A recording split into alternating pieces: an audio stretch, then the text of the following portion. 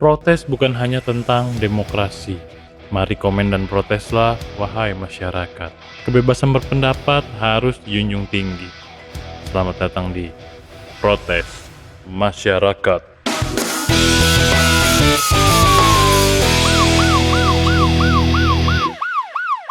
Assalamualaikum warahmatullahi wabarakatuh. Kembali lagi bersama gue Uya di konten yang pasti ditunggu-tunggu oleh kalian, di konten Protes Masyarakat. Jadi konten ini masih tetap sama, akan membahas banyaknya fenomena yang terjadi di dunia sosial media. Dan gue juga akan membacakan beberapa komentar menarik masyarakat yang memberikan pendapat atau komentarnya terhadap fenomena yang terjadi di dunia sosial media. Dan tentunya gue juga akan memberikan pendapat tentang fenomena tersebut. Sebelum masuk ke topik utama, gue ingin mengucapkan rasa bela sungkawa yang sebesar-besarnya kepada dunia internasional ya. Jadi ada kabar duka dari dunia internasional. Ya, betul sekali tentang invasi Rusia terhadap Ukraina. Jadi gue pikir ya dari zaman dulu tuh perang tuh gimana ya, kayak percaya nggak percaya gitu. Dan sekarang gue mengalami masa itu, masa perang dan invasi, ngeri juga sih, ngeri kena imbasnya aja sih, kayak gitu. Kenapa ini menjadi kabar duka ya untuk kita? Karena sosial media tuh menganggap ini adalah pemicu perang dunia ketiga. Nggak kebayang cuy, perang dunia. Dan kenapa gue bilang ini mengerikan? Karena dua negara tersebut, Rusia dan Ukraina, mereka tuh memiliki pembangkit tenaga nuklir. Jadi ngeri banget cuy kalau mereka sampai menggunakan nuklir nih di perang ini. Kalau nuklirnya nyasar ke Indonesia, jadi abu gitu ya semua. Ngeri banget cuy. Gue belum pernah sih ngeliat dampak nuklir, orang yang kena nuklir langsung gitu, kayak gimana. Cuma nuklir tuh, momok nuklir di telinga gue pribadi ya, senjata yang super power banget. Untuk yang belum tahu kenapa konflik ini bisa terjadi, gue akan menjelaskan secara singkat kali ya, kenapa konflik ini bisa terjadi. Dan untuk yang sudah tahu kenapa ini bisa terjadi, tolong dikoreksi kalau ada yang salah, oke? Jadi invasi ini bisa dikaitkan dengan Perang Dunia Kedua zaman dulu, yang mana kekuatan dunia itu terbagi atas dua blok. Yang pertama itu ada blok poros dan blok sekutu. Kalau Indonesia masuknya blok M. Ya lanjut, yang pertama ada blok poros, terdiri dari beberapa negara, yaitu dipimpin oleh Jerman, Italia, Jepang, dan juga beberapa negara lainnya. Yang kedua itu ada blok sekutu yang terdiri dari Amerika Serikat, Uni Soviet, United Kingdom, dan beberapa negara lainnya. Fast Perang Dunia dimenangkan oleh blok sekutu, yang mana ada Amerika, Uni Soviet, United Kingdom, dan negara-negara lainnya. Setelah Perang Dunia berakhir, Amerika Serikat dan Uni Soviet yang tergabung dalam blok sekutu berlomba-lomba menjadi negeri adidaya atau negeri superpower. Bahkan Amerika Serikat dan Uni Soviet bersaing bukan hanya dalam hal politik militer, tetapi mereka juga bersaing dalam bidang ekonomi. Karena persaingan yang ketat antara Amerika dan Rusia, mereka berdua tuh terlibat perang dingin jadinya. Akibat persaingan tersebut, blok sekutu itu terbelah lagi menjadi dua. Jadi tuh blok sekutu tuh Eropa terbagi jadi blok barat dan blok timur. Blok barat itu dipimpin oleh Amerika dan beberapa negara lainnya, dan mereka memiliki aliansi militer bernama NATO. NATO tuh North Atlantic Treaty Organization atau Pakta Pertahanan Atlantik Utara. Dan di blok timur dipimpin oleh Uni Soviet dan beberapa negara lainnya. Dan mereka juga memiliki aliansi militer yang bernama Pakta Warsawa. Nah, jadi gue jelasin ya, kan pertama dari Perang Dunia Kedua ada blok poros dan blok sekutu. Menanglah blok sekutu nih. Blok sekutu akhirnya terpecah lagi. Blok barat dan blok timur, kayak gitu sampai situ ya. Blok barat Amerika, blok timur Uni Soviet. Jadi di tahun 1991 Uni Soviet tuh terpecah lagi. Blok timur nih terpecah lagi menjadi 15 negara. karena ada blunder kebijakan yang dilakukan oleh pemimpin Uni Soviet, yaitu Mikhail Gorbachev. Dan di antara 15 negara tersebut ada Rusia dan Ukraina, kayak gitu. Dan aliansi militer mereka tuh yang disebut Pakta Warsawa akhirnya ikut dibubarkan juga cuy, kayak gitu. Jadi udah pecah dah mereka, kayak gitu. Pertanyaannya, kenapa Rusia dan Ukraina tuh mengalami konflik? Jadi diawali pada tahun 2013, Ukraina berusaha menggulingkan presidennya yang pro ke Rusia, yaitu Viktor Yanukovych. Nah, berawal mulai dari situ tuh. Akibat peristiwa tersebut, Rusia mencaplok Semenanjung Crimea. Jadi ada daerah di Ukraina namanya Semenanjung Crimea. Nah, itu direbut sama Rusia supaya bergabung gitu sama Rusia kan. Itu pada tahun 2014. Gak lama kemudian setelah itu ada gerakan separatis di beberapa daerah di Ukraina. Dan mereka tuh mendeklarasikan kemerdekaan mereka di ibu kota Ukraina. Gila gak tuh? Di Kiev. Peristiwa itu memakan korban jiwa 13.000 orang, diantaranya militer dan warga sipil. Menurut Presiden Vladimir, Ukraina termasuk dalam bagian Rusia secara historikal dan budaya. Secara ekonomi juga Rusia tuh udah mengajak Ukraina bergabung di dalam Uni Ekonomi Eurasia. Jadi Uni Ekonomi Eurasia tuh dibentuk oleh Vladimir Putin untuk memperkuat kerjasama dalam bidang ekonomi khususnya untuk negara-negara pecahan Uni Soviet. Tetapi Ukraina menolak bergabung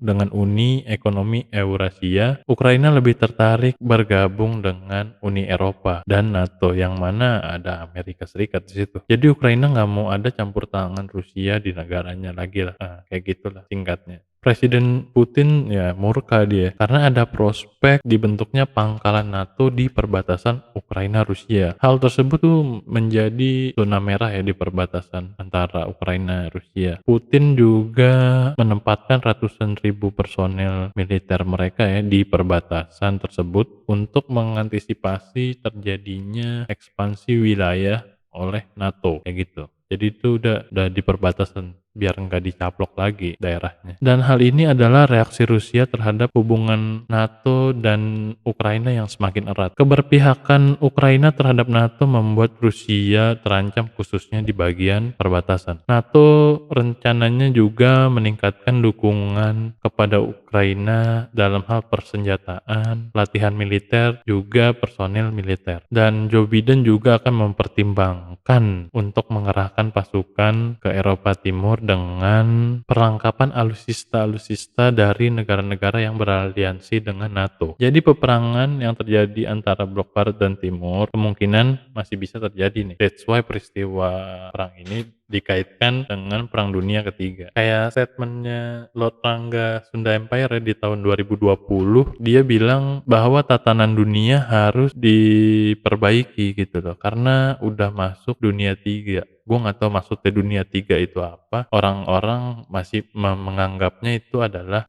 Perang Dunia 3. Mungkin kalau Sunda Empire didirikan lagi, silakan kalian mungkin mau join Sunda Empire. Ngeri banget ya. Nah, ini protes masyarakat dari fenomena di dunia internasional. Mantap. Dilansir dari Instagram Kumparan.com, Presiden Ukraina Volodymyr Zelensky telah memerintahkan mobilisasi militer secara umum. Hal itu tertuang dalam deklarasi yang ditandatangani Kamis 24 Februari. Dalam deklarasi tersebut, Zelensky mewajibkan pria berusia 18 sampai 60 tahun untuk tinggal di Ukraina dan membantu pertahanan militer. Jadi wanita, anak-anak cabut diungsiin ya. Ini untuk pria yang umurnya 17 tahun 11 bulan, ya selamat, Anda beruntung tidak ikut perang. Tapi menurut gue kalau emang jiwa nasionalisnya tinggi ya, pasti umur berapa aja ya. Ya umur 17 pasti mereka ikut lah kalau jiwa nasionalisnya tinggi. Bisa megang senjata ya kan 17 tahun. Duh. Ya mari kita lihat protes masyarakatnya. Nggak mau dukung yang mana-mana, cuma nggak bisa ngebayangin derita rakyat yang nggak tahu apa-apa. Iya sih, sedih lah bro, kita harus siap berpisah dengan keluarga ya kan, mau nggak mau. Entah nantinya gugur atau selamat ya kan, yang penting berjuang dulu untuk membela negara ya. Anaknya mana masih kecil lagi, ya ampun, sedih banget. Anaknya calon-calon yetim ya. Lanjut, maaf butuh tenaga impor nggak? Di sini banyak di sini su banyak di sini yang suka nongkrong, disuruh nyari kerja males, minta duit dulu ke bapak ibu.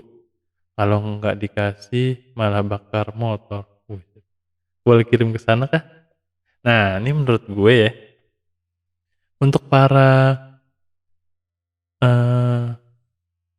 para pecinta tawuran ya, nih anak-anak STM gitu, anak-anak SMA, kalian bisa nih membuktikan eksistensi kalian di Ukraina, ya nggak? Nanti kalian tuh nggak cuma dibekelin celurit, pedang, enggak, kalian juga dibekelin kopel cuma ujungnya itu granat ya kan. Jadi entar pas muter-muter ya kan, lempar, jedum, meledak ya kan. Waduh seru banget ya nggak? Terus juga untuk para pro player FF atau PUBG bisa juga tuh membuktikan skill menembaknya nggak cuma di game aja kayak gitu loh. In real life juga ya kan. No recoil, aduh. Dikasih kesempatan di real life untuk ya tembak-tembakan. Cuma mapnya tuh bukan di Pochinki, di Erangel. Cuma mapnya tuh di map baru di Kiev, Ukraina. Anjay, seru ya. Terus juga mungkin para curanmor di Indonesia juga bisa tuh diberangkatkan ke Ukraina. Mereka kan jago tuh mencuri tanpa ketahuan ya kan. Jadi tugas mereka nyolong kendaraan-kendaraan militer Rusia. Nyurinya bukan motor lagi cuy, ya kan, bukan motor Matic, motor Beat. Mencurinya itu mereka udah kelasnya naik. Jadi mencuri tank ya kan, mencuri pesawat jet, wah mantep malah. Daripada di Indonesia kan kalau nyuri kan habis digebukin ya kan. Mending ke Ukraina nah sekalian. Setidaknya jadi curanmor ada manfaatnya juga kayak gitu. Selanjutnya mungkin bisa diberangkatkan dukun santet, bisa tuh.